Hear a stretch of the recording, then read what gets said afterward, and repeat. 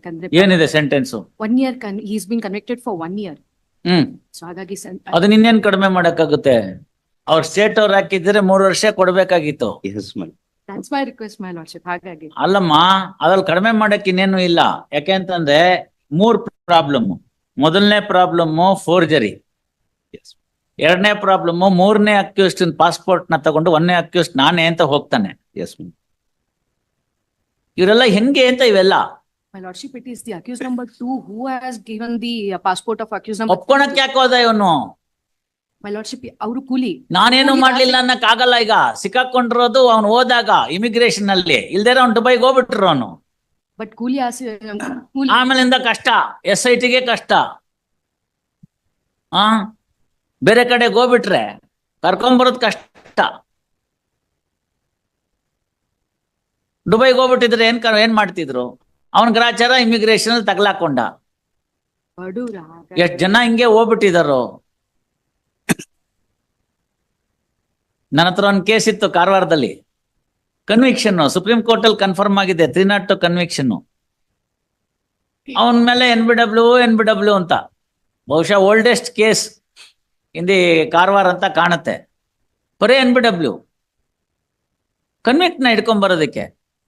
ಕೊನೆಗೆ ಅಲ್ಲಿ DYSP ಹೇಳಿದೆ, ಭಟ್ಕಳ್ಗೆ ಹಿಡ್ಕೊಂಡ್ ಬರ್ತೇವೆ, ಇಲ್ಲ ನಿನ್ನೆ ಕಳ್ಸನು ಅಲ್ಲಿ ನಿಂತ್ಕೊಂಬ ಅಂತ. ಒಳ್ಳೆ ಹುಡುಗ, ಕೋಲಾರದ ಕಡೆ ಅವನು, ಹುಮ್ಮಸ್ ಇತ್ತು, IPS GPS ಚೆನ್ನಾಗಿ ಮಾಡಿದ್ದ, ಗಟ್ಟಿಯಾಗಿದ್ದ ನೋಡಕ್ಕೆ, ಸ್ಟೌಟ್ ಆಗಿ. ಏನೇ ನೀನು ಗಂಡಸು ಹೌದೋ ಅಲ್ವೋ ಒಂದೇ. ಪ್ಯಾಂಟ್ ನೋಡ್ಕೊಂಡ, ಹಂಗಲ್ಲ ನಾನು ಕೇಳಿದ್ದು ಅಂತ, ಹಿಡ್ಕೊಂಬರಕ್ಕೆ ಅಂತ. ಸರ್ ನಾನ್ ರೆಡಿ ಆಗಿದ್ದೀನಿ, ನಮ್ಮ SP ಒಪ್ತಾ ಇಲ್ಲ ಅಂದ. ನೋಡು, cat is out of the bag. ಈಗ ಅಟ್ಟೆ ತಾನೆ SP ನಾನು ಹ್ಯಾಂಡಲ್ ಮಾಡ್ಕೋತೀನಿ, ನೀ ಹಿಡ್ಕೊಂಬ ಅಂತ. ನೀವು SP ಹತ್ರ ಹೇಳ್ಸಿ ಸರ್, ಅವ್ರ ಇಂಟರ್ಫಿಯರೆನ್ಸ್ ಇಲ್ದಾರೆ 1.5 ದಿನದಲ್ಲಿ ಹಿಡ್ಕೊಂಡ್ ಬರ್ತೀನಿ ಇಂದ. 1.5 ಯಾಕೆ ಅಂದೆ, ಈಗ ಹೋಗ ಅರ್ಧ ದಿವಸ ಅಂದ. ಅಷ್ಟೇ ತಾನೆ, ಯೋಚನೆ ಮಾಡಬೇಡ ಬಿಡು ಅಂತ ಹೇಳ್ಬಿಟ್ಟು ನೀವು ಹೋಗು, ಮೊಬೈಲ್ ಸ್ವಿಚ್ ಆಫ್ ಮಾಡ್ಬಿಡು ಅಂದೆ. ಮೊಬೈಲ್ ಸ್ವಿಚ್ ಆಫ್ ಮಾಡ್ಬಿಡು ಅಂದೆ. ಯಾಕೆಂದ್ರೆ ಅಲ್ಲಿ ಮಧ್ಯ 3 ಘಾಟ್ ತಲುಪಬೇಕು. ಈಗೆಲ್ಲ ಚೇಂಜ್ ಮಾಡ್ಬಿಟ್ಟಿದಾರಂತೆ, ನಾ ಹೋಗಿಲ್ಲ. ನಾನು ಕಾರವಾರ ಬಿಟ್ಮೇಲೆ ಆ ಕಡೆ ಹೋಗಿಲ್ಲ. ಅದೇನೋ ಒಂದು ಡಿಸ್ಟ್ರಿಕ್ಟ್ ಜಡ್ಜ್ ಕ್ವಾರ್ಟರ್ಸ್ ಕೆಳಗಡೆನೆ ಒಂದು ಟನಲ್ ಮಾಡ್ಬಿಟ್ಟಿದಾರಂತೆ. ಸೊ ಅದರಿಂದ 2 ಘಾಟ್ ಹೋಗ್ಬಿಡ್ತು. ಅರ್ಗ, ಬಿಣಗ, ಮುಲ್ಗ ಅಂತ 3 ಘಾಟ್ ಅಂಕೋಲ್ದಿಂದ ನಾವು ತಲುಪಬೇಕು ಅಂದ್ರೆ. ಅಲ್ಲಿ ತನಕ ನೀನ್ ಮ್ಯಾನೇಜ್ ಮಾಡ್ಕೊಂಡು ಆ ಕಡೆಗೆ ಹೋಗ್ಬಿಡು, ಮಿರ್ಜಾನ್ ದಾಟದ್ಮೇಲೆ ಆನ್ ಮಾಡ್ಕೊ ಅಂದೆ. ಯಾಕೆ ಅಂದ, ಹೇಳ್ದಷ್ಟು ಕೇಳ್ಬೇಕು ಅಷ್ಟೇ ಅಂದೆ. ಅವ್ನು ಕಳಿಸ್ಬಿಟ್ಟಾದ್ಮೇಲೆ ಫೋನ್ ತಗೋ SP ಗೆ ಅಂದೆ. ಒಂದ್ ಸ್ವಲ್ಪ 6 ಅಡಿ 3 ಇಂಚ್ ಹತ್ರ ಇದ್ರು, ಟೆನಿಸ್ ಗಿನಿಸ್ ಚೆನ್ನಾಗಿ ಆಡಿ ಒಳ್ಳೆ ಸ್ಟೌಟ್ ಆಗಿದ್ರು SP. ನಾನು ನೋಡಿದ್ರೆ ಹಿಂಗ್ ನೋಡ್ಬೇಕು ಅವ್ರು. ಆಯ್ತಲ್ಲ, ಅವ್ರಿಗೆ ಫೋನ್ ಮಾಡಿದೆ, ಬರ್ಬೇಕು 1-2 ನಿಮಿಷ ಅಂದೆ. ಬಂದ್ರು. ನೋಡಿ, ನಾಳೆ ಬೆಳಗ್ಗೆ ಸುಪ್ರೀಂ ಕೋರ್ಟ್ ಅಲ್ಲಿ ಹೋಗಿ ನಿಂತ್ಕೋತಿರೋ ಇಲ್ಲ ಈಗ ಹಿಡಿಯಕ್ಕೆ ಹೇಳ್ತಿರೋ ಅಂತ. ಫ್ಯಾನ್ ಕೆಳಗಡೆ ಕೂತಿದ್ರು ಬೆವರುತ್ತೆ ಕಾರವಾರದಲ್ಲಿ. ಇವರು ಬೆವರಕ್ಕೆ ಶುರು ಮಾಡಿದ್ರು. ಅವ್ರಿಗೆ ಹೇಳಿದೆ, ಹಿಡ್ಕೊಂಡ್ ಬರ್ತೀರಾ, ಏನ್ ಮಾಡ್ತೀರ ಅಂತ. ಚೆನ್ನಾಗಿ ಬೈದ್ರು DYSP ಗೆ. ಅವನ ಅಂತವನು, ಅವನಿಂತವನು, ಕೆಲಸ ಮಾಡಲ್ಲ, ಹಂಗೆ ಹಿಂಗೆ ಅಂತ. ಅವನಿಗೆ ಬೈತಿದ್ದೀನಿ, ಅವ್ನ ಹಿಡ್ಕೊಂಡ್ ಬರೋದು ಕೆಲಸ, ನಂಗೆ ನಿಮ್ ಕತೆ ಹೇಳಿ, ನೀವೇ ಅಡ್ಡ ಬರ್ತಾ ಇದ್ದೀರಾ ಅಂದೆ. ನಾನು ಯಾಕೆ ಬರ್ತೀನಿ ಸರ್ ಅಂದ್ರು. ಹೌದು ತಾನೆ, ಅವ್ನು ಹಿಡ್ಕೊಂಡ್ ಬರ್ತಾನೆ, ನೀವು ಸುಮ್ಮನಿರ್ಬೇಕು, ಇಲ್ದ ನೀವು ಹೋಗ್ಬೇಕು. ಹಿಡ್ಕೊಂಬಂದ್ರು. ಫೋನ್ ಮಾಡ್ತಾರೆ ಅಂತ ನಂಗೆ ಗೊತ್ತಿತ್ತು. ನಮ್ ಕೋರ್ಟ್ ಚೇಂಬರ್ ಇಂದ ಆ ಕಡೆ ಹೋಗಿದ ತಕ್ಷಣ ಫೋನ್ ಮಾಡ್ತಾರೆ ಅಂತ ಗೊತ್ತಿತ್ತು. ಅವ್ನ್ ಫೋನ್ ಸ್ವಿಚ್ ಆಫ್ ಬರ್ಬೇಕಲ್ಲ, ಬಂತು.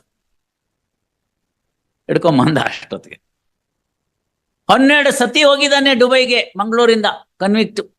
ಏನ್ ಮಾಡಿದ್ರು ಪಾಸ್ಪೋರ್ಟ್ ಸೆಕ್ಷನ್ ಅಲ್ಲಿ, ಅದಕ್ಕೊಬ್ರು DYSP ಬೇರೆ ಇರ್ತಾರೆ. 12 ಸತಿ ಹೋಗಿ ಬಂದಿದ್ದಾನೆ. ಪ್ರತಿ ಸತಿ ವೀಸಾ ಸ್ಟ್ಯಾಂಪಿಂಗ್ ಆಗಿದೆ ಮಂಗಳೂರು ಏರ್ಪೋರ್ಟ್ ಇಂದ. ಹೆಂಗೆ? ನನಗೆ ನೆಕ್ಸ್ಟ್ ಗೊತ್ತಿತ್ತು ಇನ್ನೇನೇನೇನೋ ಆರ್ಡರ್ ಆಗುತ್ತಿದ್ರಲ್ಲಿ ಅಂತ. ಇಮಿಡಿಯೇಟ್ಲಿ ಪ್ರೊಡ್ಯೂಸ್ಡು, ಕನ್ವಿಕ್ಟು ಸಬ್ ಜೈಲಿಂದ ತೆಗೆದು ಬೆಳಗಾಂಗೆ ಹೊತ್ತಾಕಿ ಇವತ್ತೇ ಸಾಕ್ಬಿಡ್ಬೇಕು ಅವನ್ಗೆ ಅಂತ ಹೇಳಿದೆ. ಅದ್ ಯಾಕೆಂದ್ರೆ ಅದು ಸ್ವಲ್ಪ ಬಹಳ ವಿಚಿತ್ರವಾದ ಕೇಸ್ ಅದು. ಅವನ್ ಸಬ್ ಜೈಲಲ್ಲೇ ಇದ್ದಿದ್ರೆ ಅವ್ನ ಅಲ್ಲಿ ಕೊಂದಾಕೋರು, ಇಲ್ದ್ರೆ ಬೇರೆ ಇನ್ನೇನೋ ಮಾಡೋರು. ಬೆಳಗಾಂಗೆ ಹಾಕ್ಬಿಟ್ಟೆ. ಅದೇನೋ ಕಾರಣಾಂತರದಿಂದ ಆಯ್ತು, ಆ ಕಡೆಗೆ ಬೆಳಗಾಂ ಜೈಲ್ಗೆ ಒಂದ್ಸತಿ ಹೋಗೋ ಪರಿಸ್ಥಿತಿ ಬಂತು. ಅಲ್ಲಿಗೆ ಹೋದೆ, ಇವನಿದ್ದ ಅಲ್ಲಿ. ಆಯ್ತಾ. ನಾವು ಧಾರವಾಡದಲ್ಲಿರುವಾಗ ಯಾವ್ದೋ ಕಾರ್ಯಕ್ರಮ ಇತ್ತು, ಅಲ್ಲಿಂದ ಬೆಳಗಾಂ ಜೈಲಿಗೆ ಹೋಗ್ಬೇಕಾಗಿತ್ತು, ಹೋಗಿದ್ವಿ. ಹೋದ್ರೆ ಅಲ್ಲಿದ್ದೆ ಅವನು. ಸುಮ್ನೆ ನಾನು ಕೇಳಿದೆ ಜೈಲರ್ಗೆ, ಹಿಂಗ ಒಬ್ಬ ಇದ್ದ ಕಾರವಾರದವನು ಅಂತ. ಅಷ್ಟೊತ್ತಿಗಾಗ್ಲೇ 5-6 ವರ್ಷ ಆಗೋಗಿತ್ತು. ಸರ್ ಇದಾನೆ ಅಂತಂದು. ನೋಡ್ಬೇಕಲ್ಲ ಅಂದೆ. ಇದ್ದ ಅಲ್ಲೇನೆ. ಏನಯ್ಯ ಹೇಗಿದ್ದೀ, ಊಟ ಗಿಟ್ಟ ಚೆನ್ನಾಗಿ ಮಾಡ್ತಾ ಇದೀಯ ಇಲ್ವೋ ಅಂತ ಕೇಳಿದೆ. ಮಾಡ್ತಾ ಇದ್ದೀನಿ ಸರ್, ಒಳ್ಳೆ ಕೆಲಸ ಮಾಡಿದ್ರಿಂದ. ಯಾಕೆ ಅಂದ್ರೆ ಅಲ್ಲಿದ್ರೆ ನನ್ಗೆ ಕೊಂದಾಕ್ಬಿಡ್ತಾ ಇದ್ರು ಅಂತ. No you understand. ಸೊ ಈ ತರ ದಿನ ಬೆಳಗಾದ್ರೆ ಕನ್ವಿಕ್ಟ್ಗಳು ದುಬೈಗೆ ಹೋಗೋದು ಕಾಮನ್.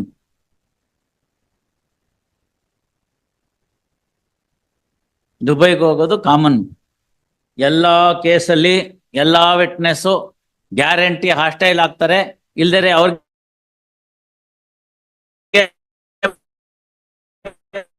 ಪಾಸ್ಪೋರ್ಟ್ ಕೊಡ್ತೀವಿ ಅನ್ನೋ ಡಿಸಿಷನ್ ಆಗೋ ತನಕ ಅವ್ರು ಹೊರಗೆ ಬರೋದಲ್ಲ ವಾಪಸ್ ಅಲ್ಲಿಂದ.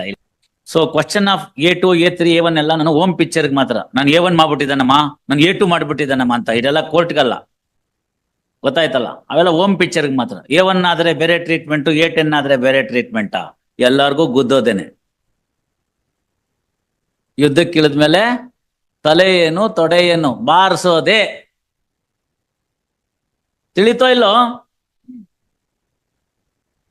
ಕೊಡೋ ಅಂತ ಕೇಸ್ ಆಗಿದ್ದಿದ್ರೆ, see sentencing is a very important piece of area where the judge has to look into. ನಂದೇ ನೀವೇ ನೋಡಿದಿರಿ ಜಡ್ಜ್ಮೆಂಟ್ ಬೇಕಾದಷ್ಟು.